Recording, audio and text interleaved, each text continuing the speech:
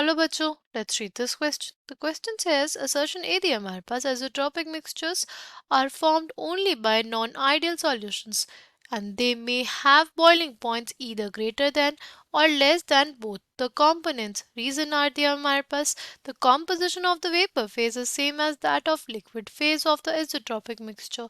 Option A दिया हमारे पास both assertion and reason are true and R is correct explanation of A. Option B दिया हुआ है both A and R are true, but R is not correct explanation of A. Option C दिया है A is true but R is false. Option D दिया है A is false but R is true. Option E दिया हुआ है both A and R are false. The key concept for this question is azeotropic mixtures. क्या होता है हमारे पास azeotropic mixtures?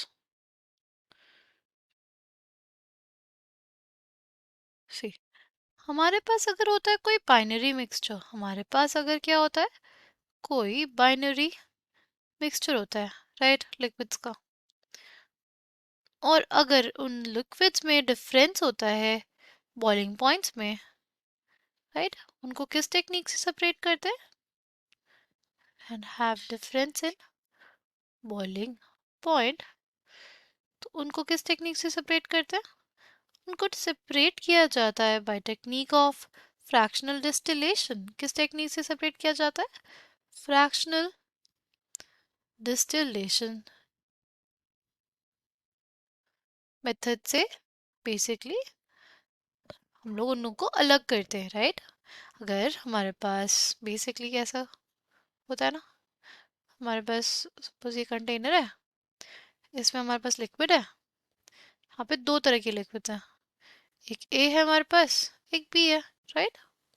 अगर हम लोग ये बोलते हैं कि B is more volatile than A, तो हमारे पास क्या होगा? B is more volatile than A. In that case हमारे पास जो बी के वेपर्स होंगे, राइट, हमारे पास वेपर फेज में बी के वेपर्स हमारे पास ज़्यादा होंगे, right, as compare to A. ठीक, तो इसी बेसिस पे हम लोग क्या कर देते हैं, उन दोनों को सेपरेट. कैसे सेपरेट करते हैं? बेसिकली हम लोग लगा देंगे यहाँ पे एक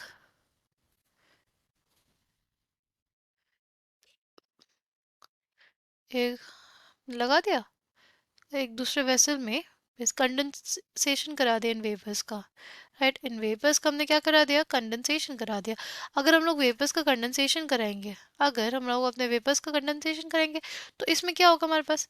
इस केस में हमारे पास ज़्यादा बी होगा. ये जो वेपर्स थे हमारे पास, इनका हमने क्या कराया? कंडेंसेशन कराया. अगर इनका कंडेंसेशन करा दिया, तो हम अब हमारे पास जो ऑब्टेन्ड लिक्विड होगा, ये जो हमारे पास बाइनरी मिक्सचर ऑब्टेन्ड होगा, इसमें क्या होगा? इसमें ए जो होगा वो कम होगा और बी ज़्यादा होगा. B will be more than A, right. फिर क्या होगा? फिर हमारे पास और वेपर्स बने, और वेपर्स हमारे पास बने इस वाले मिक्सचर से. फिर क्या किया हमने? फिर से हमने इसका क्या करा दिया? फिर से हमने इसका फ्रैक्शनल डिस्टिलेशन करा दिया. फिर से हमने इसका कंडेंसेशन करा दिया. अगर फिर से हम लोग कंडेंसेशन करा देंगे, तो क्या होगा? अब फिर से हमारे पास जो बी मिलेगा हमें इस वाले मिक्सचर में भी, वो ज़्यादा होगा इसे, राइट. ऐसे ही हम लोग क्या करते हैं, एक ऐसा टाइम आता है हमारे पास कि हमारे पास बी की कंसंट्रेशन बहुत ज़्यादा होती है. बी हमें मिल जाता है किस में? हमारे लिक्विड फॉर्म में, और ए हमारा एज रेजिड्यू रह जाता है, राइट. सपोज यहाँ पे हमारे पास मोल फ्रैक्शन ऑफ बी था 0.8, राइट. मोल फ्रैक्शन ऑफ ए था 0.2. अगर हमने जब दोबारा इसका कंडेंसेशन कराया वेपर्स का, तो हमें क्या मिला? हमें जो लिक्विड मिला उसमें जो वेपर्स का जो हमारे पास मोल फ्रैक्शन था, वही हमारे पास किसका मोल फ्रैक्शन आ गया? हमारे सॉल्यूशन में भी वही मोल फ्रैक्शन आ गया. ठीक, मतलब एक्स डैश ए हमारे पास कितना हो गया? 0.2 हो गया, और एक्स डैश बी हमारे पास कितना हो गया? 0.8 हो गया. तो अब अगर ये वेपर स्टेट में जाएगा, तो हमारे पास क्या हो जाएगा? हमारे पास ये जो वेपर स्टेट में जाएगा वाई ए सपोज 0.2 रहेगा, और वाई बी में हमारे पास 0.8 रहेगा, राइट. अब हमारे पास जो नेक्स्ट, अगर हमने फिर से कंडेंसेशन कराया तो फिर से सेम कंसंट्रेशन मिलेगी, यानी अब हमारे पास मोल फ्रैक्शन की वैल्यूज है अब वो कांस्टेंट हो गई, राइट। हमारे पास हमें कॉम्पोजिशन में डिफरेंस नहीं देखने को मिल रहा है। अगर हमें कॉम्पोजिशन में डिफरेंस देखने को नहीं मिलेगा तो हमारे पास हम इन दोनों को सेपरेट नहीं कर पाएंगे, राइट। अगर हम सेपरेट कब कर पाते, जब हमें डिफरेंस मिलता कॉम्पोजिशन में।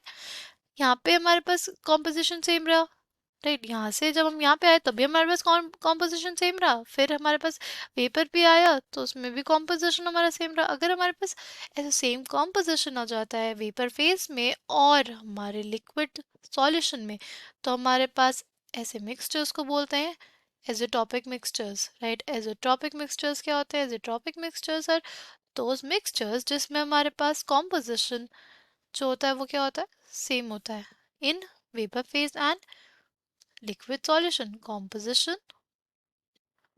of mixture of A and B is the same in vapor and liquid phase. In vapor and liquid solution, right? ऐसे मिक्सचर्स को हम लोग सेपरेट नहीं कर पाते, राइट। और ये एज़ोट्रॉपिक मिक्सचर बनाते कौन है? ये एज़ोट्रॉपिक मिक्सचर्स बनाते हैं हमारे non ideal solutions. Non ideal solutions क्या होते हैं? ऐसे सॉल्यूशंस जो हमारे पास फॉलो नहीं करते Raoult's law. solutions which do not follow, solutions which do not follow Raoult's law, वही हमारे पास क्या देते हैं? वही हमारे पास देते हैं एज़ोट्रॉपिक मिक्सचर्स, राइट। एज़ोट्रॉपिक मिक्सचर्स को हम लोग कांस्टेंट बॉइलिंग मिक्सचर्स भी बोलते हैं। और इनको हम ना, अगर हम लोग बात करें टाइप ऑफ एज़ोट्रॉपिक मिक्सचर्स की, तो हमारे पास दो टाइप्स के होते हैं। एक होता है मिनिमम बॉइलिंग एज़ोट्रोप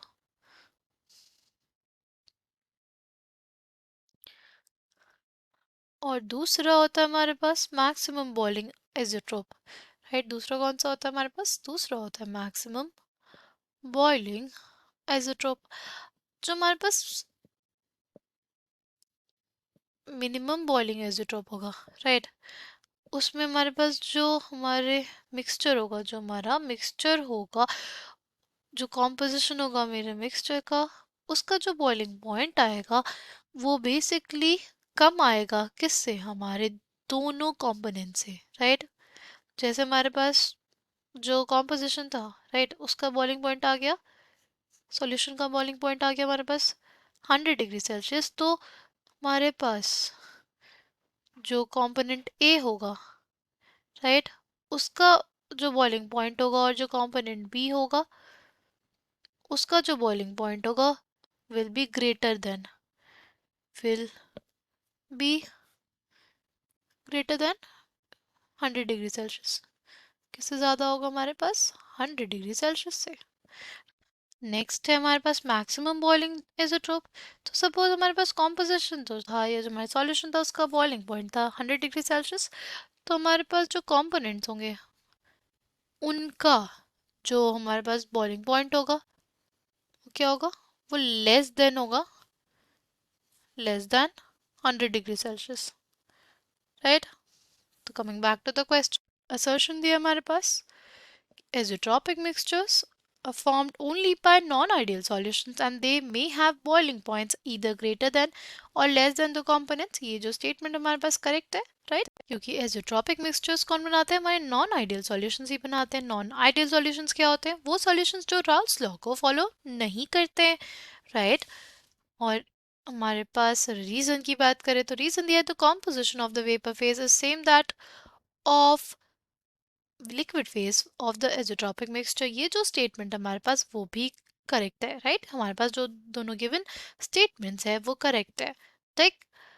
पर क्या ये हमारा रीजन करेक्टली एक्सप्लेन कर रहा है असर्शन को? सी, हमारे पास जो रीजन है वो करेक्टली एक्सप्लेन नहीं करता है। हमारे असर्शन को, राइट? तो correct answer for this question will be option B. I hope you understood it well. Thank you, all the best.